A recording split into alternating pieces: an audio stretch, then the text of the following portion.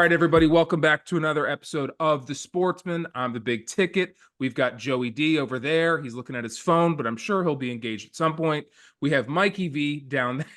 We have Mikey V. Actually, we're on the sides now, so Mikey's either on my right or on my left. But we're all here and we're excited. We're all a little beaten and battered, but we're going to get this episode out for you folks. We're going to be doing 2 this week, regardless, but this is number 1, okay? Do us a favor and hit that like, comment, and subscribe button to YouTube and the Instagram. Fire your questions over, and Mr. Anderson will give them to us, and we will answer them at the end of each episode. Gentlemen, let's just jump right into the bowl game. Let's dive into the championship game, Michigan, Washington. It wasn't much of a game. There was a period there where it didn't look like either team wanted it, and then the fourth quarter, just Michigan pulled away. Mikey, why don't you walk me through that game? Well, I was back and forth on this game. I know I gave out, we had to pick it last week, but when the moment came and I had to put out a pick for my subscription service, I really was not. The number had moved so high that Michigan was like, at that point, they were a 5 or a 5.5 point favorite. I wasn't comfortable giving out Washington either, but I wasn't comfortable going against Washington. So I ended up settling on the under, which worked out. But it certainly looked like in the first quarter it wasn't going to work out because Michigan was averaging a touchdown every time they ran the ball. Michigan did what I thought they would. Donovan Edwards, Blake Corum. Washington figured it out, the run game, but they figured it out too late. Halftime comes, Washington has the momentum. They're only down a touchdown. They answer back. They're down 17-3. They make it 17-10. They come out of the tunnel at halftime. You figure maybe Washington can, even this game out and it's going to be a football game. First play, throws an interception. I thought, even though it was still a 7-point game for a little while there, I thought that was pretty much the indicator that it was over. Penix clearly was not himself. He was hurt. Guy's been dinged up all year. He's been hurt. And this game, it looked like whatever was going on with his ribs or whatever was going on, it got re-aggravated, and that was the end of the story. Hats off to Michigan, an incredible season, an incredible run, a long time coming, 2 previous exits in the last 2 playoffs in the semifinal round. They finally got there and they took care of business. J.J. McCarthy, an all-time Michigan quarterback. Again, I'm not going to say he's the best Michigan quarterback of all time, but certainly an all-time Michigan quarterback. I mean, the guy only lost 3 games his entire career at Michigan, and he's got a national championship. He's got 3 Big Ten titles.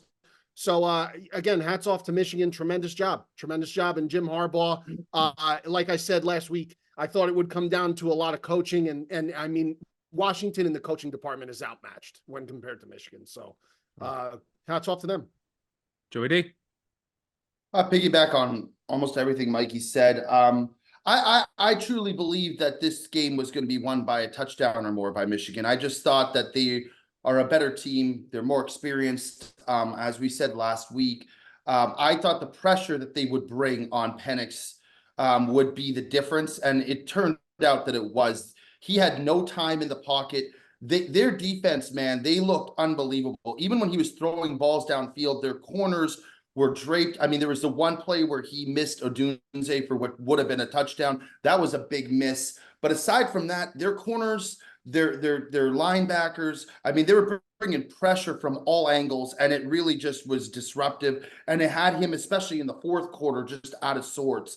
And I think, as Mikey said, he was banged up to begin with, so that didn't help. The running game is always going to be the difference when Michigan's playing. And everybody thought it was going to be Corum early on. It was Edwards with 2 massive runs.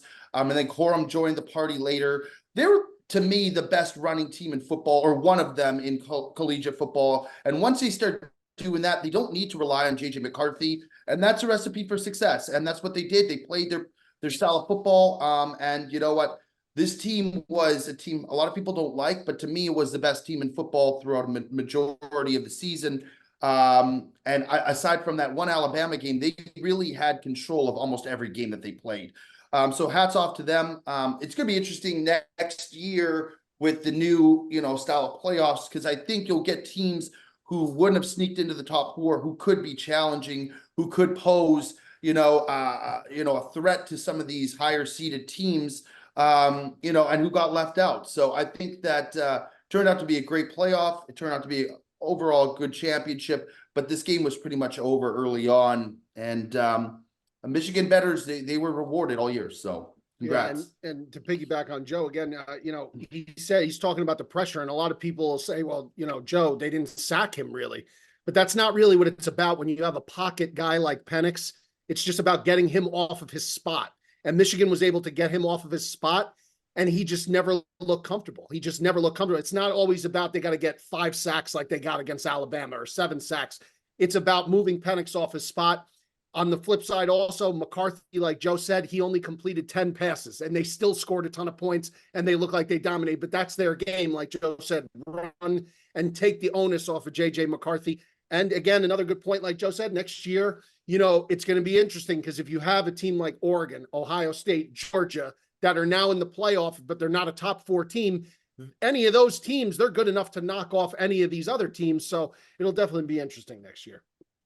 Yeah, I'll keep it short, but the thing that really stuck out to me in that game was, especially in the late in the second and then the third quarter, I think Michigan is the best team in the country, but they were gettable in that game. They didn't play their best football, I don't think. Washington, if they had a fully healthy Penix and they had a fully healthy, maybe even more important, Dylan Johnson, their running back, he was so obviously playing through an injury. They both were. If they were both healthy, I think Michigan still is the best team in the country, but they were gettable in that game, especially in the third quarter. I mean, Washington had their opportunities. They were hurt. They couldn't capitalize. That's college football. Congrats to Michigan. Quick question I want to throw to you guys, just very quickly. Penix, NFL. How's he going to be? Is he going to be a decent NFL QB? Is he going to be a backup for his whole career? What do you make of him? Joe, I'll start with you. I think he'll be very good, actually. I think he's got all the makings of a successful quarterback. He's a pocket guy. He's a pass first quarterback. He doesn't try to rely on his legs unless he needs to. I would be very interested in see who would take him. I would love to see a team like the Giants who desperately need a quarterback, because the Daniel Jones thing, I don't know what they're going to do with that, but a team like that has a strong runner already, and he would make an immediate impact. I think he's going to be very good. I think Jaden Daniels, to me, is going to be the best NFL-ready quarterback out of everyone, but I mean, Penix is awesome. He looks very mature. He makes smart decisions. He doesn't turn the ball over too much. I think he'll be good. Mikey? Yeah, I think it's going to be situational with Penix because I think 2 things are very, very clear with Michael Penix.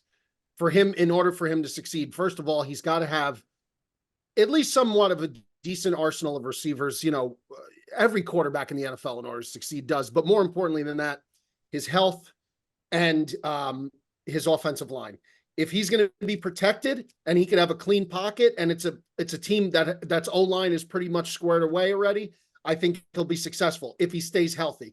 His health has been, unfortunately, the issue with him his entire collegiate career. 2 knee injuries, one in Indiana that sent him to Washington. Washington, he gets hurt. And then again, you saw towards the end here, long season, 14, 15 games. NFL season's a long, long season, man. It's 17 games before you even talk about getting to the playoffs. I just think it's gonna be tough for him if he's not going to be able to stay healthy. If he's going to be one of these guys where he gets hit a couple times and he's going to get dinged up right away, it could be trouble for him. So that's going to be a lot of things that all these medicals and the combine and all this stuff that's going to take into consideration. So that's going to be the story for Michael Penix is his health and how good the offensive line is in front of him. Yeah, I agree. Joe, I'm trying to listen to Mikey, and you're feeding the dog like he's Caesar. You're feeding him grapes from the top like he's Jesus Christ, man. Dog deserves it.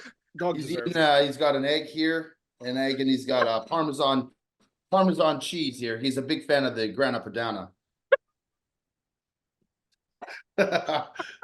This dog eats better than 90% of children in America, ladies and gentlemen. This dog's eating better than me. 90% of adults. Yeah, sure. He's on a raw lamb diet and he eats organic chicken. A raw lamb diet, you said? Yeah, raw lamb. Raw lamb. Yeah. Christ Only almighty. the finest. Sure. All right, guys, let's pivot. A lot of people moving on from their current situation, a lot of great coaches, titans of industry. We're talking college football, so let's just start with Nick Saban. Nick Saban is leaving Alabama.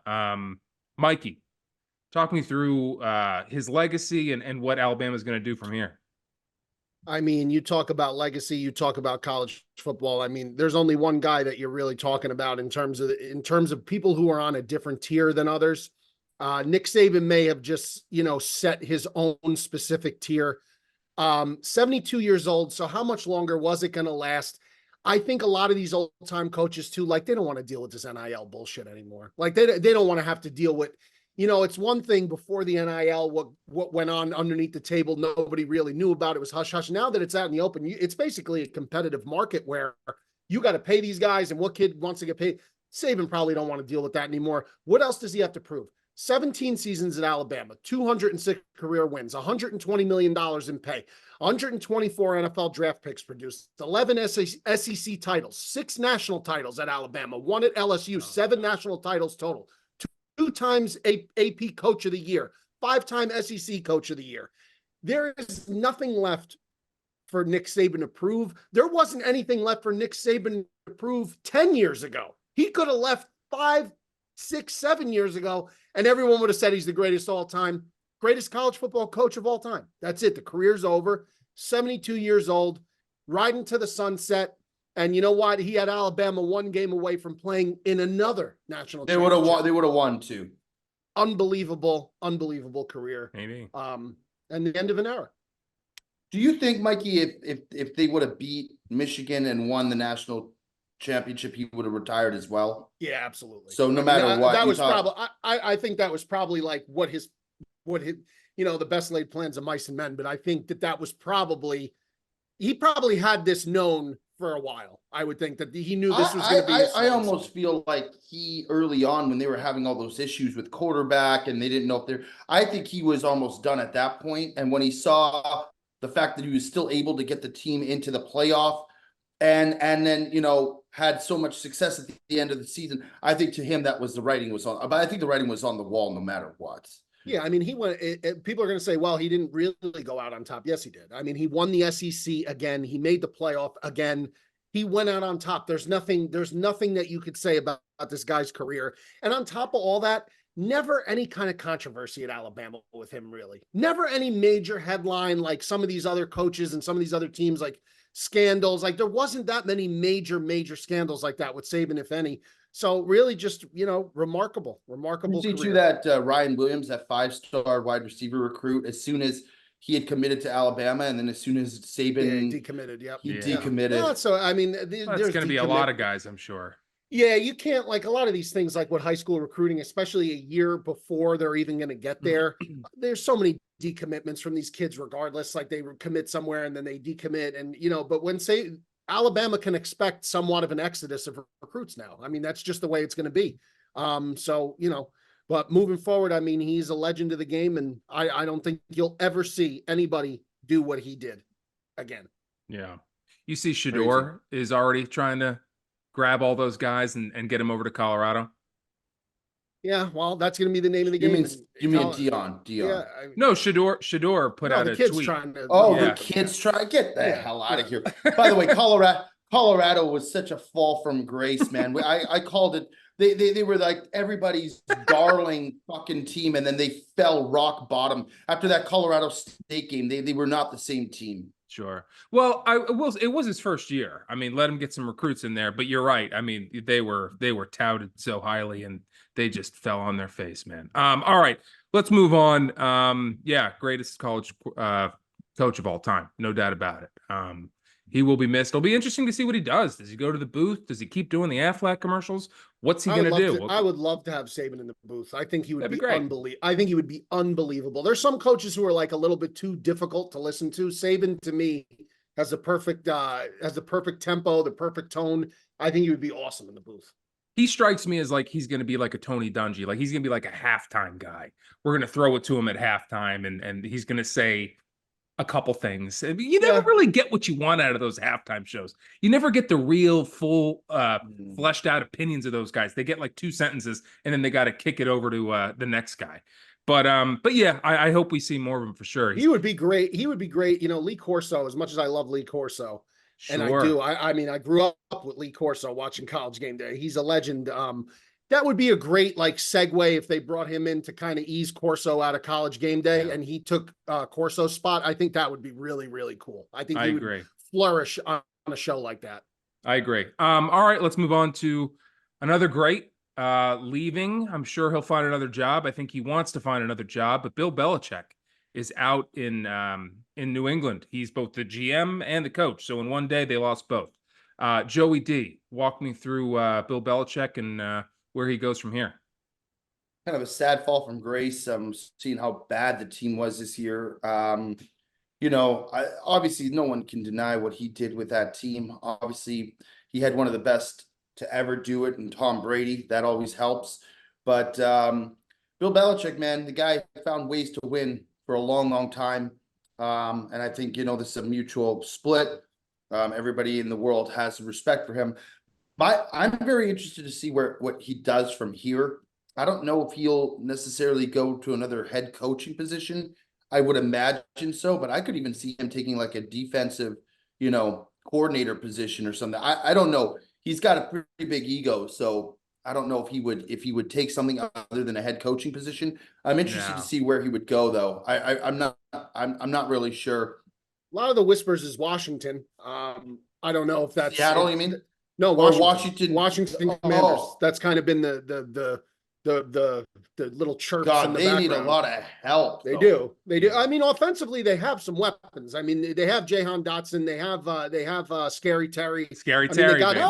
They got Brian Robinson. I mean, they have some weapons, but their offensive line needs a complete revamp. They were the worst unit in the league. The defense is a sieve. They're terrible. The two numbers I look at with Brady's legacy in New England is this: with Tom Brady, 219 and 64. With Tom Brady, 77% win. His career as a coach without Tom Brady in the NFL, 84 and 103. 44% win. Now, listen, it was a perfect marriage with him and Brady. It was, and it was the perfect place at the perfect time, and it lasted, which is the most difficult thing to do in the NFL is make it last. They did. They won 6 Super Bowl rings. Again, probably he'll go down as the greatest coach of all time. I mean, he probably will go down as the greatest NFL coach of all time, with or without Brady. I don't think you could really have that discussion. I think the two are linked together forever. Brady obviously has that little caveat that he could always throw that he won another Super Bowl without him, which is absolutely true. But Belichick's legacy, I don't think is tarnished at all by that. He's still one of the best to ever do it. And again, I just think this was like Saban. It was just, it was a matter of time before, all these great things, everything that's great eventually comes to an end. You know what I mean? Like nothing lasts forever.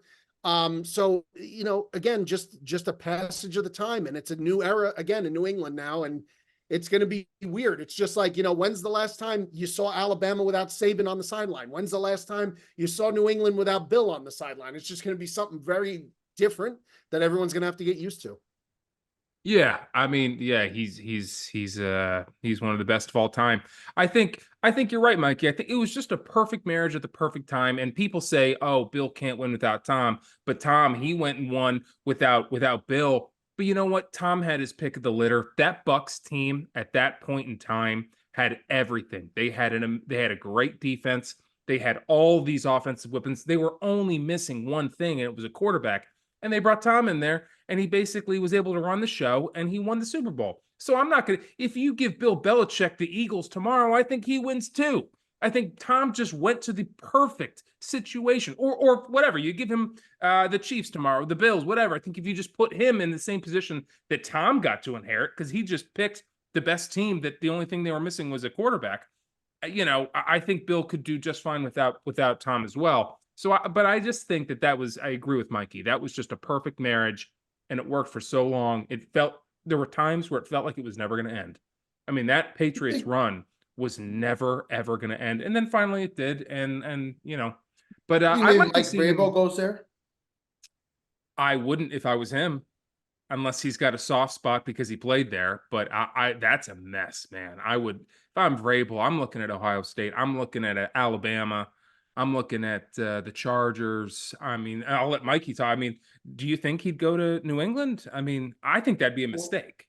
I mean, they could make it a very enticing offer to him if they want him. If Bob Kraft really wants him there, I mean, they could make a lucrative offer for him, and I don't know if he'd turn it down. But Sure. my gut feeling tells me that Mike Vrabel's going to take the year off. That's what my gut feeling is, that he takes this season off, sees where the chips fall, because right now there's 8 NFL head coach openings now with the Belichick news this morning. I think it was 7 yesterday. Now I believe there's 8 openings. That's a lot, and I just feel like he may want to just take this year off, recoup, regather, and see what goes on, because he'll be a hot commodity next year too. It's almost, sometimes it almost behooves, I think, these head coaches who are storied head coaches, and obviously Vrabel's not storied to the degree that Belichick is, but Vrabel, make no bones about it, was a very successful. The guy won head coach of the year last year. He won it last year. So I think sometimes it behooves these head coaches that were such hot commodities, when they have a bizarre fall from grace like this in one season's time, take some time off. And then when they come back, I think if he comes back next year in an open market, he'll be the guy that everyone wants. Harbaugh, it's going to be interesting to see what he does too. Because that's true. Also, Chargers is the big rumor with Harbaugh. We'll see if that happens. But I could even see Harbaugh going to like the Seattle Seahawks. Sure. Seattle, they're talking Dan Quinn. That's the big name that's being thrown around for Seattle. Oh no. Yep. Talk about it. Oh no. Oh, I'm sorry, Seattle. I hope that doesn't happen for you. I hope it doesn't. Great defensive coordinator. Nothing against Dan Quinn. He's going to get you to 8-9. He's going to get you to 9, and he's going to get you maybe even to 10-7. You ain't going to win with Dan Quinn. You're just not. I mean, he's proven that. Are you just saying that because he's with the Cowboys, Tick? Yeah, fuck him. But yeah, all right. So I want to talk about Pete Carroll, but we're sort of stressed for time here. Maybe we can sort of weave it in towards the end, but let's get to some of these games that had playoff implications from last week. Let's begin with the Texans, handling their business against the Colts. They squeak in, man. CJ Stroud. We all took the that was a hurricane play. Yep. Mikey, talk me through that game and talk me through the Texans. Yeah, I mean, CJ Stroud what was it? The first play, 75-yard touchdown. Collins. I mean, this guy, man, DeMeco Ryans and CJ Stroud. I understand that Stroud's not going to win the league MVP because of Lamar, and I get that. But man, and he was hurt, so he missed a couple games. But what a season. Him, Montana, and Tom Brady, I think, the only quarterbacks to lead the league in passing yards per game and lowest interception to touchdown ratio. And for him to do that in his rookie year, it's just an incredible testament to how underrated even though he went second overall, if anyone had any kind of anticipation that he was going to be this good, he would have went 1-1 with a bullet. Yeah. He would have been the biggest quarterback prospect since Andrew Luck. If anyone knew he was going to be this good, he just had a magnificent season. He found 2 guys that he immediately identified and liked in Nico Collins and Tank Dell, made them draft Tank Dell. Just an incredible job by Houston. And I'm excited to see Houston in the playoffs, man. They have a good enough defense. I'm not going to say they're going to, go all the way or that they're going to go far in the playoffs, but they're going to be a fun team to watch. And that's why we all said last week, and we all agreed that it's not the time to bet against the Texans right now. It's just not. They're a frisky team, man, and Stroud leading the way. Dameon Pierce really hasn't been himself this year either. And if he could return to the form that he was last year, then they really have something going. Because then obviously they got Devin Singletary in the mix. Devin Singletary is a journeyman. You want to talk journeyman? He's been all over the place.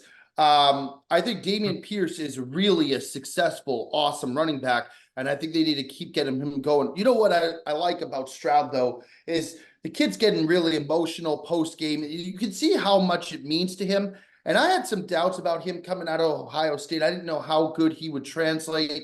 He's answered every question, and I just think you have to continue to bet on him. And I'll tell you what, even this week they play the Browns.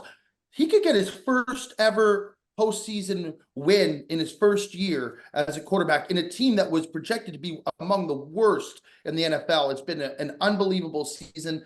And quite frankly, the Texans deserve it after the nightmare Yeah. that Bill O'Brien brought them with just literally getting rid of players for fucking scraps. They got rid of DeAndre Hopkins for pylons. And literally the franchise has had a huge fan base that has supported them for years without really not a ton of success, except for a few years where they had, Andre Johnson and JJ Watt and those guys. But it's good to see, Stroud be successful. And I honestly, I'll be rooting for them in the playoffs too against old man Flacco. Yeah, Flacco has he's never been one and done in the playoffs. He's never lost a wild card game. And he's got that premier defense behind him. Just one of the best in the league going. So that'll be interesting to watch.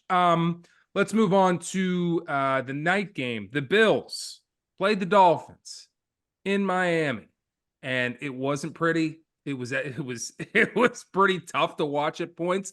But Josh Allen, after switching the momentum from a massive kick return, takes care of business in Miami, and that changed the whole landscape of the AFC playoff.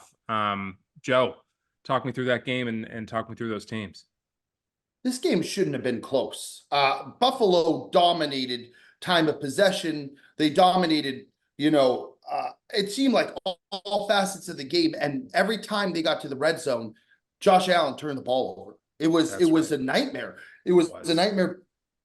We were on the Bills collectively, and we would get down there, and they had long sustained drives, 6 minutes, 7 minutes, 8-minute drives, and then they come out with nothing.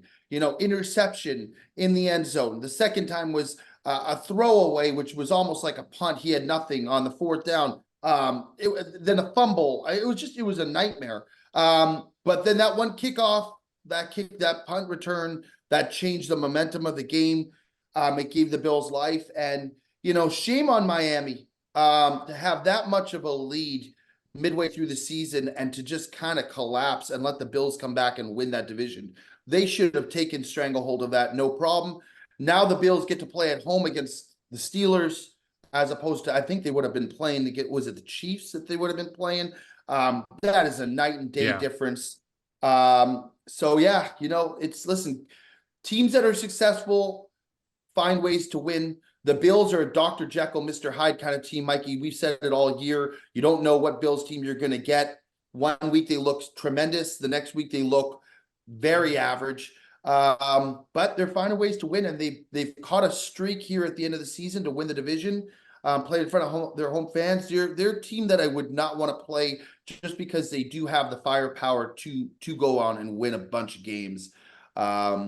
This was a weird game. Very, very weird game. Mikey?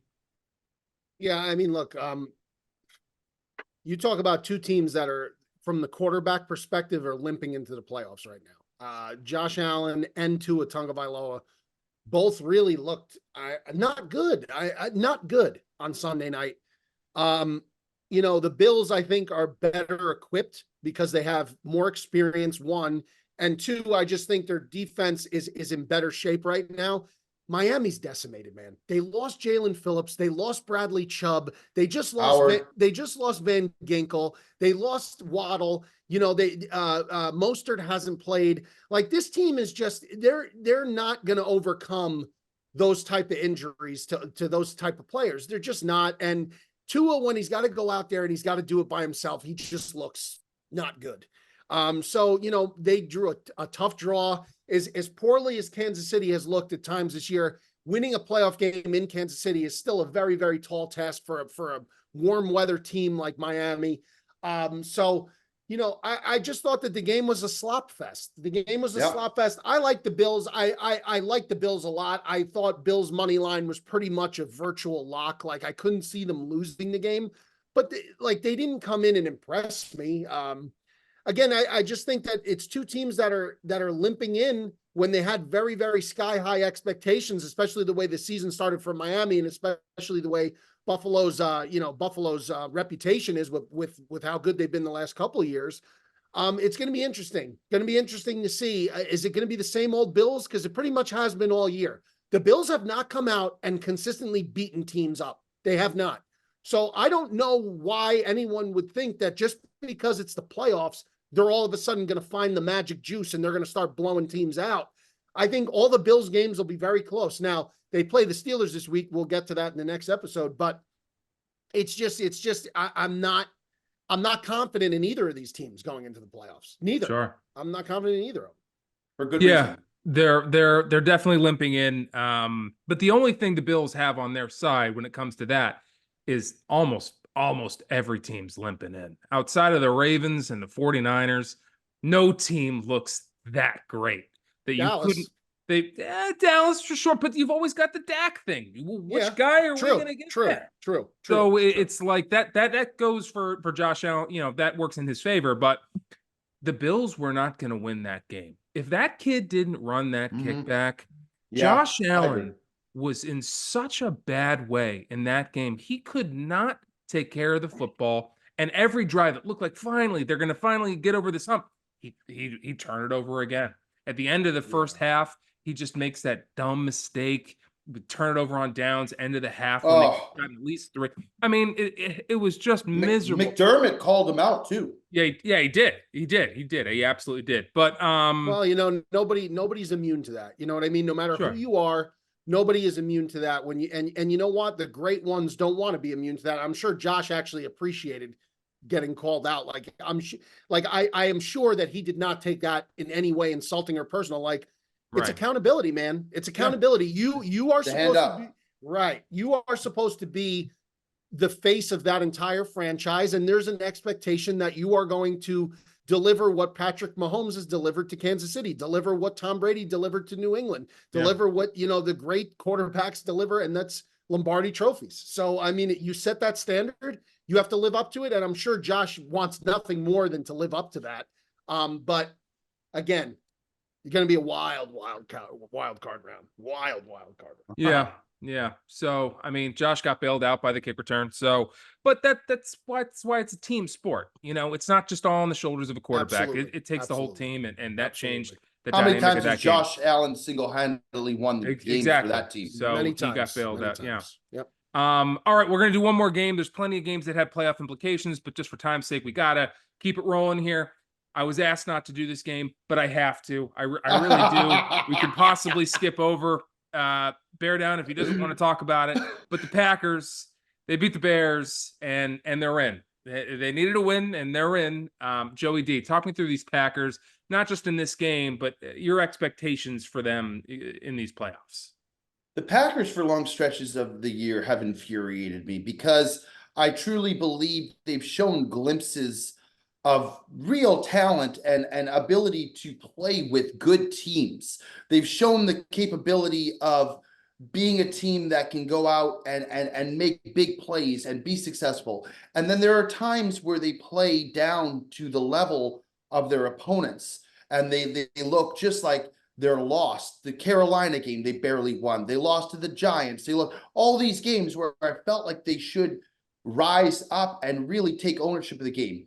This was a game I was truly not worried about. That being said, the Bears have been playing very good football, but there's just this kind of aura. I don't know what it is, but it just feels like when we play the Bears, we just truly believe we're going to win the game. And, you know, Jordan Love, offensive player of the week this week, I thought he made timely throws. He made good decisions. We missed a field goal early on, which pissed me off. But I feel like the Packers defense disrupted Fields. They made good plays. They didn't give anything up easy. And they did what they had to do to win this game. And I'm very proud of this team in a rebuild year, what really looked like they're going to be at the bottom, you know, tier of the NFL for a little while there, to come through. And I said at the beginning of the season, I thought the Packers could win 9 games. Lo and behold, they won 9 games. They got the last wild card spot. And from here on in, whatever happens, I can live with it. As a fan, I'm very happy to see Jordan Love see success and make the postseason. I think this is collectively the youngest team that has made the playoffs in the NFL since I think there was a Browns team back in like 2017 that made the playoffs or something like that. But yeah, just very proud of this team. They did what they had to do. They manned up. They won the game. They dominated for long stretches. And it must be frustrating for Mikey. I'm very lucky that I've been I'm not trying to rub salt in the wounds at all. It's got to be frustrating to see the dominance we've had against this team. I don't know what it is, but man, it's been a long time coming. Yeah, I mean, the Bears had a makeshift offensive line in. Nate Davis, one of their starting guards, tapped himself out of the game after one drive. Tevin Jenkins had the worst game of the season that he's had, and he's been our best offensive lineman. They had a guy named Dan Feeney playing center. I never even heard of the guy. No idea who he is until last Sunday. Jalen Johnson didn't play, and as expected, Jordan Love just eviscerated them with the pass. The Bears can't beat the Packers. Justin Fields, they only let him throw the ball 16 times. He got sacked 5 other times he tried to throw the ball, holding on to the ball too long. And then the times that he didn't, there was pressure in his face instantly. They can't beat Green Bay, and they can't figure it out. So the long and short of it is same old Bears, but over to the Packers, because the Bears, I've talked about the Bears now all week on different shows and shit like that. The Packers will go as far as their defense takes them, because I believe that Jordan Love is beyond legitimate. I believe he's beyond legitimate. Everything I see from him in the pocket looks cool, calm, and collected. He never looks too rattled. Now, could a great defense in the playoffs potentially rattle him and fuck him up? Yes. But I still think that Green Bay's path to winning playoff games will be that defense, because they're a Jekyll and Hyde act. They gave up 30 points to the bumfuck Panthers, and then they looked like the 85 Bears against the Bears with all the sacks they were getting. So it's going to be on the Green Bay defense. Are they going to be able to consistently pressure the quarterback with those guys up front? Are they going to be able to cover the back end? If they do, I think the Packers have the Cowboys 9 out of the last 10 times they played them. Okay. So it's not a stretch to say that the Packers could upset the Cowboys. And we all know, like Ticket said about Dak Prescott, when it comes to the big moment in the playoffs. But yeah, that's kind of where I'm at right now with Green Bay. I think that they'll go as far as the defense takes them. Yep. Yeah. I mean, listen, guys, I'm not Nostradamus. We all know that. I went 3-16 or something like that. I can't tell you how well the Packers are going to do here, but what I can tell you is, if I'm a Packers fan, you've already won. You've already won this season. That's right. This season should have been a wash. And for you guys to squeak into the playoffs, you've seen Jordan Love without really any exciting offensive players around him. He's got some Watson's been out for weeks. Yeah, Watson's been out. I mean, I like the running backs, but they show Aaron up sometimes. Aaron Jones, the Bears had no answer for Aaron Jones. Aaron Jones did whatever he wanted. So did Love. But then there are teams that have all the answers for Aaron Jones, and he disappears completely, and it's all on Jordan Love's shoulders. So to be as good as he's been, I know it's been spotty, but without really, I mean, you talk about how the Bears need another piece. The Packers need one piece. Give them one good piece to throw to. You obviously needed to clear some things up on defense, but man, you've already won. They've got the one thing that every team in this league searches for to the ends of the earth and back, the bad teams, and that's a quarterback. They have their quarterback. Jordan Love's their quarterback. This guy, he's going to be good. He is good. He is good. But I mean, for a while, he's going to be good for a while. Gonna have some staying power. It's so unbelievable to me. And my God, is it the same old story at Hallis Hall? And just watching your arch rival still make the playoffs without a Hall of Fame quarterback that fucking just leaves them high and dry, just leaves them. Yeah. It don't matter. Next man up. Next man up only works with some teams who know how to develop the next man up. Bears don't do that. You guys keep doing next man up all you want. Yeah, you can say next man up all you want. System they had when Rodgers sat behind Favre, and now you've seen Love sit behind Rodgers, and hopefully whoever we have next sit behind Love. They're doing it right. That's why I'm so uninterested in the Bears getting Caleb Williams or another quarterback. It's like, you can't do next man up. It's not going to matter. If you keep putting him behind the same offensive line with the same offensive coordinators, it's not going to matter. Not to mention, Bears fired their entire offensive staff yesterday, but kept the head coach. Now, what is the purpose of doing that? if they do bring in a rookie quarterback and they draft Caleb Williams, let's say, and you keep him with Matt Eberflus, and the Bears flop next year, they win 4 or 5 games, 6 games, and they don't make the playoffs again. You're going to keep Matt Eberflus another year? No, you're not. You're going to fire him. Now, what about the 2 coordinators that had to just get hired and brought in for Matt Eberflus, the DC and the OC? What are they gone to after 1 year? It's just asinine. It's asinine practice. The only way now that it makes any sense is if they keep Fields. And I don't know if they're going to do that. And honestly, I don't think Fields is the long-term answer. I see the same mistakes. I want him more than anything to be the long-term answer, but it's the same mistakes every week. He just holds on to the fucking ball. Every time I watch him drop back, get rid of it, get rid of it, get rid of it, sack, get rid of it, get rid of it, get rid of it, sack. It's drive or he does like once every 7 dropbacks, he'll do the Houdini act and take off for 20 yards, which is great. It's wonderful. Nobody else in the league could fucking do it besides Lamar Jackson. And sometimes I think Fields honestly has better escapability than Lamar Jackson, but it's few and far between. And you can't win that way in the NFL because he gets hurt every year. He misses games every year because he has to do that bullshit.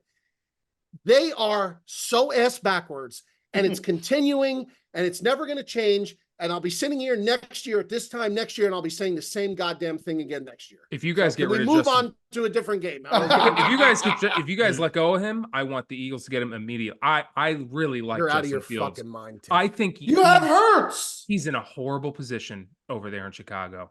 He's had no guidance, no help, no offensive line. The best thing they ever did for him was DJ Moore. And look how much better they were this year. I mean, it was just keep helping him, and you will get better.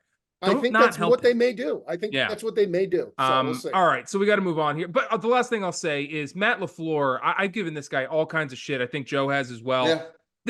I can't put all of the credit on Jordan Love. He had a great bounce back year without an Aaron Rodgers to prove that he's a pretty good coach.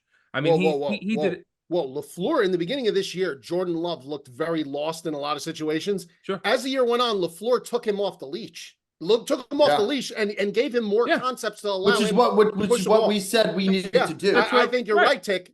You're right. I think LaFleur deserves a lot of credit. In fact, I think he deserves a lot more credit than he's getting. He's built a good relationship with him. I fucking hate this fucking situation so fucking much. But we're gonna bring back Matt Eberflus. It's just so infuriating. He's done nothing to show that he can improve anybody on this team. Oh, the defense. See how much better the defense got? Yeah, you got Montez Sweat. You got Montez Sweat. Of course the defense got better. He's an all-pro edge rusher. Of course the defense inherently is going to get better. But you fucking, who has he improved? Who has Matt Eberflus improved on the offensive side of the ball? Nobody. How has the offense improved? It hasn't. Nothing has improved. It's the same thing. You gotta look at Ryan Poles. He's your guy. Ryan Poles. Yeah, move on, guys. Well, that's another. Ryan Poles has hitched his wagon to Matt Eberflus's star, and that may be the worst fucking decision in the history of football. We got to move on, guys. We got to move on. We got to move on. You started it. You started. You're right. I should have moved on. You started it. I said I was talking about Matt LaFleur, and somehow it went back to Ryan Poles. I'm muting my mic until we get to the next. All right, guys, we got to move on here. Let's do who's a problem. Joey D, who is a problem this week? I'm gonna go with Jordan Love and the Packers, man. Jesus Christ. I mean, they are legitimately a team that I don't think anybody in the NFL, in the NFC right now, wants to face. Now, will they win this week? I'm not saying they're going to win. All I'm saying is that yes, you are. They have the pieces in place, and as Mikey said, it goes as far as the defense goes because this offense can keep up with any other team. They can score points. They can in a hurry too. They have a young cast of receivers who've proven to come out of nowhere and be very successful. This team is playing with confidence right now, and when you've seen in the past teams who just sneak into the playoffs but are starting to play their best football at this time, they can get hot. They can win a few games. I honestly, I am very, very, I'm not just being biased. I have been very hard on this team throughout the year. I've been very hard on Jordan Love throughout the year, but they're showing me that they got what it takes right now to go and play a good, solid, well-rounded game, whether they win or lose. I think this next wild card game is going to be a doozy. Mikey, who's a problem this week? I'm going to go ahead and I'm going to say Tua Tagovailoa in a bad way. Tua Tagovailoa, it just seems like now, you know what? It's like that old saying ticket, like you fool me once, shame on you, fool me twice, shame on me, right? 2 years in a row now, this guy has looked like Steve Young, Joe Montana for the first 2 months of the season. And then, man, oh man, at the end of the year, he just fucking goes off the. Now, last year, yes, he sustained so many injuries. But this year, man, like game on the line, he just looks. If there's ever a guy who needs to have like a marquee, I think if the Dolphins could somehow, and I'm not saying they're gonna, if they could somehow upset the Chiefs in Kansas City, it would be a defining moment for Tua because God knows he needs one. There is no quarterback in this league right now, I think, that needs a more defining moment to prove that he's really worth the kind of talk and hype that surrounds him the way Tua and the Miami Dolphins need that victory against the Chiefs this Saturday. It's very, very scary to watch if you're a Dolphins fan, because what are you going to do with this guy? You're going to pay this guy the bank breaking contract that's just going to have to be given because that's the way the precedent and the league standard has been set with the quarterback numbers. Are you going to do that? I don't know, man. I don't know. I just, that's a scary, scary proposition if you're Miami right now with Tua. So I think that's a big problem. Big problem. Yeah. I would agree completely. All right. My problem this week, I'll keep it somewhat short here. You've got NBA, you've got hockey, you've got Tortorelli. There's a lot there with Kevin Hayes and what happened with Cutter Gauthier. I thought about doing that one. You got a lot in the NFL, college football. You want to talk king clowns? You want to talk about a real problem? I'm talking about American Airlines. Okay. This company. That's a bang job. Is one of, for airline, and it might just be airlines all over the world. I don't know, but I'm going to just really focus in here on American Airlines. The industry is terrible. It's terrible. It's not the weather, because Perez is quick to remind me American Airlines can't help the weather. I get that. Weather happens. They're not accountable for it. You booked a ticket, knowing the weather. I get it. Whatever. I'm not even looking to be reimbursed, although I should.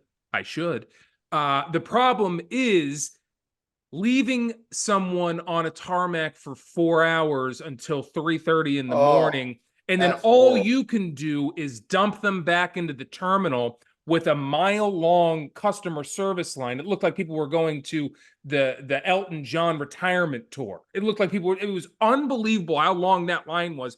And at 3:30 in the morning, do you know how many hotels you can check into? Mikey, do you guys have any idea? 0. You can check into none. They said, figure it out. And I did. And I got banged, and I've slept 5 hours in the last 48.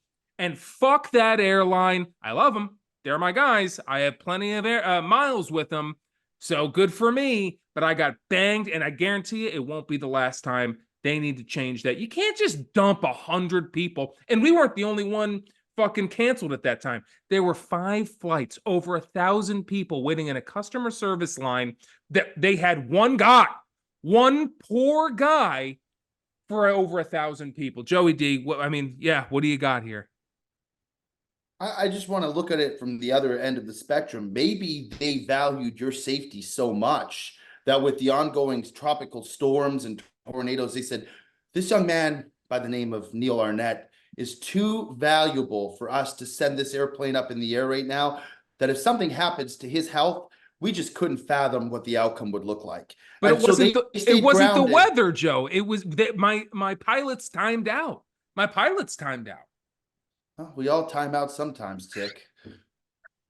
I don't. Belichick. I stay working. I stand on my business. I agree with you. I went through this same situation that you did a little over a year ago when I went to Europe with Bob. And of course, Bob was on British Airways and fucking first class, like easy, smooth. He almost missed his flight. Remember, there's a bomb threat at the airport.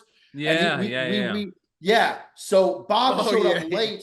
Bob showed up late because he wasn't even going to show up. I was basically stranded there. That was good. Bob gets on his plane, no issue. He showed up an hour before his flight, gets on, smooth sailing, and I missed my flight and I had to change to an overnight red eye to Chicago. And then from Chicago, I had to fly to New York or to London. And from London, I had to fly. It was a nightmare. And I ended up doing what Ticket did. I flew 24 hours pretty much straight because I couldn't get back on the regular, like, I guess, schedule for what I needed to do. It's just a bang job and it's awful. And by the way, Ticket, I had so many people tell me that I should have been compensated.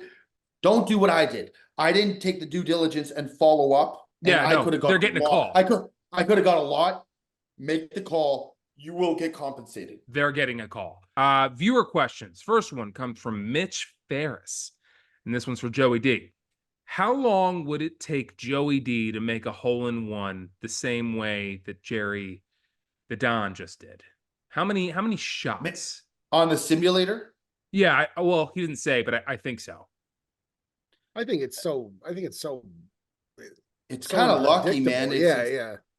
I'll be honest, it might take me more. Yeah. It might take me more. It might take me less. It's definitely like if you put somebody there who is actually like a very capable golfer like Perez, you could say, okay, with just looking at the probability of how many good shots he's going to make, Right. he would probably be there significantly less.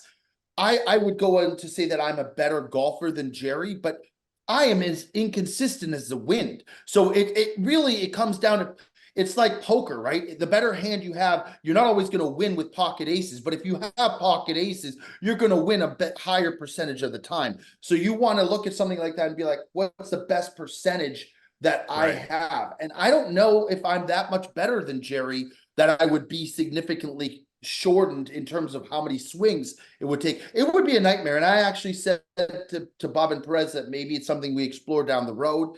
I don't want to just be like, you know, the copycats that all of a sudden somebody we does need it to and wait. everybody else does it. For sure. You got to give that some period of time. But I think, no, you can't even. I don't even think you could. I don't think anybody else in our wheelhouse should do that.